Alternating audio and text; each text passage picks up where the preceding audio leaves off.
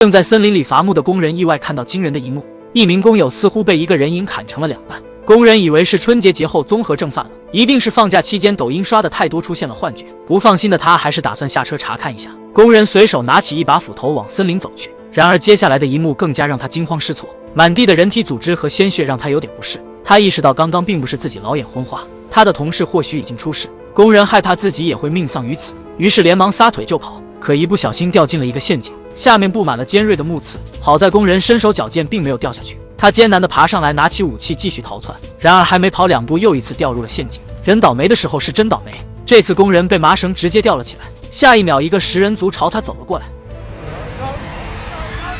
画面一转，2对情侣正计划到森林里探险。衬衫男阿强表示他刚刚卖掉了公司，现在手里有一笔资金可以挥霍，这次旅行费用由他全权负责。可胡子哥却以小人之心夺君子之腹，认为阿强有几个臭钱就到处炫耀，他又不是付不起旅行的费用。女友金发妹让胡子哥不要多想，有人帮忙买单还不好。到了第2天，2对情侣准时到达约定地点，因为不熟悉路线，阿强特意找了一个导游。等穿好救生衣后，几人便坐上了皮划艇。导游告诉他们，到时候水流会有些颠簸，建议他们把手机和贵重物品放在防水袋中。其他3人乖乖地交出了手机，但胡子哥却表示拒绝。导游见状也不好说什么，随后便跟着导游出发探险。他们顺着河流向森林深处前进，导游细心地为大家讲解关于这条河流的故事。相传这条河是由女神的眼泪创造，女神看到这里的环境实在太美，激动地流下了眼泪。随后导游又跟大家讲了另一个故事，早年前他的曾祖父是最早来到这片森林的人，可不料遇到了一个食人族部落，从此便消失不见，再也没有回来。直到搜查队发现了曾祖父的随身物品，里面还有人类的粪便，而且还有人骨的痕迹。听到这里，金发妹眉头一紧，她询问导游森林中是否还存在着食人族。导游给了肯定的回答，但随即表示别靠近他们的领域就没问题。在过去的几百年里，食人族没有对任何人产生过威胁，不过近几年由于人们不断砍伐树木，导致食人族的领域越来越小，迫使他们只能住到森林深处。现在食人族的食物也越来越少，已经快要到饿死的程度。与此同时，一男一女骑着摩托车也来到了森林，他们此时正在直播，但观看人数不是很多。这时2人看到一块禁止入内的警告牌，意味着里面肯定有什么好东西。为了流量，2人直接骑着摩托车闯了进去。然而刚进去不久，男人就被隐藏的绳索割断了脖子，女人由于急转弯不慎摔倒，这才逃过了一劫。女人害怕的赶紧逃到了一个山洞躲避，她想要录制一个求救视频，突然一个头盔出现在她的脚边。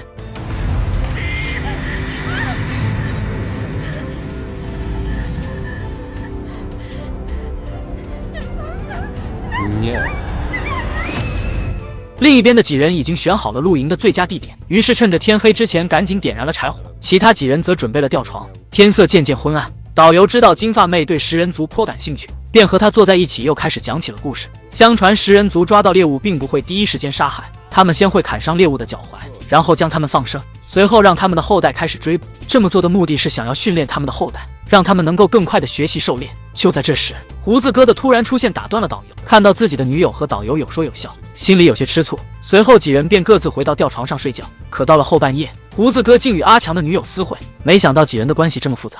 到了第2天，大家惊讶地发现阿强消失不见，而且导游的皮划艇也不见了踪迹。随后导游便让大家收拾好东西，一起去寻找阿强。4人迅速坐上了皮划艇出发寻找。很快他们来到一个分岔口，一边是急湍的河流，而另一边非常平静，但有可能会经过食人族的领域。导游并不想去冒这个险，但经不住其他3人的请求，他们不放心阿强独自一人在这森林中，一定要找到阿强，确保平安无事。导游见他们如此执着，只好为他们带路。很快他们发现了被阿强带走的皮划艇，随后胡子哥又发现了阿强的救生衣，他们猜测或许阿强已经进入了森林当中。3人便决定继续深入寻找，可导游因为害怕不想进入，他表示要留下来守着皮划艇，并且只给3人1个小时的搜寻时间，如果超时自己就会先走一步，毕竟这里随时都有可能出现食人族，多待1秒就有可能发生意外。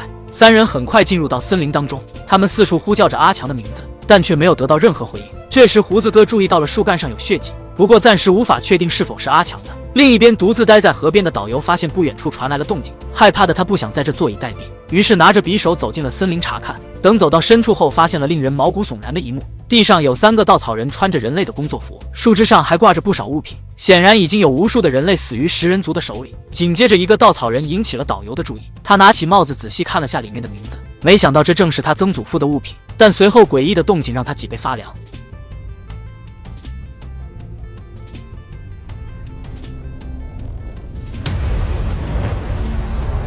导游100米冲刺回到了皮划艇上，他发现食人族并没有追上。就在他好奇看着刚才食人族的方向时，下一秒，毫不知情的3人此时来到了一个山洞，他们意外发现了一个摩托车头盔。就在几人好奇为什么这里会有头盔时，询问后才得知阿强之所以会离开队伍，是因为他肚子不消化想出来消消食。见到阿强平安无事，大家终于松了一口气，几人便准备回到河边与导游会合。然而回去后发现导游早已不见踪影，而且他们的水和背包都消失不见。胡子哥认为是导游抛弃了他们，随后在地上发现了导游随身携带的匕首。不过他们并没有多想，接着就坐上了皮艇，选择了离开。不久后，他们发现了另外一艘皮划艇，上面沾满了血迹，岸上还有个冒着热气的铁锅。他们好奇地上前查看，竟发现锅里炖着的是导游的脑袋。这场面让阿强看了就犯恶心，几人迅速逃离了这个是非之地。可划了没一会儿，一根又大又粗的树干挡住了去路，胡子哥便提议先将皮划艇从下面推出去。可刚下水就发现水底下似乎有什么动静。其他3人见状并没有抛弃胡子哥，而是各自寻找了武器前来支援。最后金发妹用大石头狠狠朝着食人族的脑袋砸了下去，对方顿时晕了过去。这场惊心动魄的斗争终于结束。然而就在他们与食人族大战时，2艘皮划艇顺着河流已经飘向了远方，4人失去了唯一的交通工具，接下去的路只能徒步前行。另一边，刚刚被打晕的食人族艰难地爬上了岸。一位名叫盲僧的食人族同伴看到后，觉得他已经没有救治的必要，便直接给了他一个痛快，随后掏出了他的心脏吃了起来。没有导游的4人在森林中漫无目的的行走，从白天走到了黑夜，4人已经精疲力竭。他们找来了野果充饥，到了深夜，2位男士轮流守夜，确保今夜能够平安度过。轮到胡子哥看守时，由于一直有蚊子叮咬，他便用泥巴涂抹到自己身上，最后干脆直接将整个人都陷入泥巴之中。也正是因为如此，胡子哥完美的躲避了盲僧的视线，于是便想着给对方来个致命一击。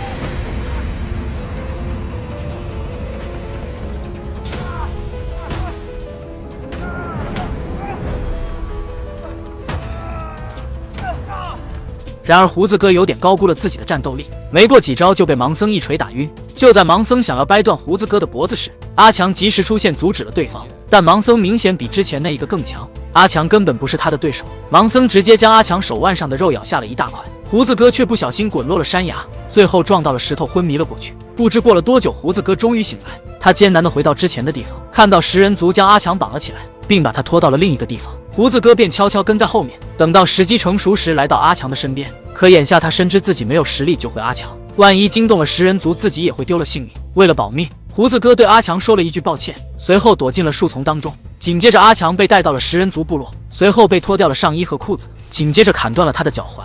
接下来就如同导游故事里的那样，沦为食人族后代训练的目标。最后阿强死在了一个孩子手上。到了天亮，胡子哥叫醒了2个妹子，他谎称阿强先去前面寻找车子，随后3人继续开始前行。可没过多久，3人被食人族发现，立马就遭到了食人族的追捕。跑得最快的妹子不小心落入了食人族的陷阱当中，木刺直接刺穿了她的肩膀。金发妹毫不犹豫地选择下去救她，于是让胡子哥找来一根坚实的树藤绑在金发妹的腰上。下去后，金发妹用匕首将木刺切断，最终顺利将妹子救了上来。此时的他们一刻也不敢懈怠，继续开始寻找出路。可没想到食人族很快发现了他们，危在旦夕的3人此刻又遇到了一个困境，想要逃命就必须从高处跳入水中。于是金发妹鼓起勇气率先跳了下去，其他2人也紧随其后。3人终于与食人族拉开了一段距离，他们沿着河流一直前进，幸运地发现了一艘皮划艇，于是3人赶紧坐了上去。此时的3人都已经身心疲惫，2个妹子已经累瘫到昏睡了过去，而胡子哥却一点也不敢松懈。他上岸后掏出了手机，并且录制了一段视频。很快盲僧听到声音来到了这里，他拿起手机看了下里面的内容，没想到胡子哥竟对着盲僧做了个国际手势，紧接着立马朝着对方身后偷袭。可是以他的实力完全不是盲僧的对手，很快就被对方打到站不起来。这时盲僧发现了河流上飘荡的2位妹子，便想着赶紧将2人活捉回去。盲僧随手便将匕首插到了树干上，然后用树藤先将胡子哥的脖子吊了起来，接着就准备下水活捉妹子。此时被吊着的胡子哥还在拼命挣扎，试图想要拿到匕首割断树藤，最终在自己的不懈努力下成功拿到了匕首。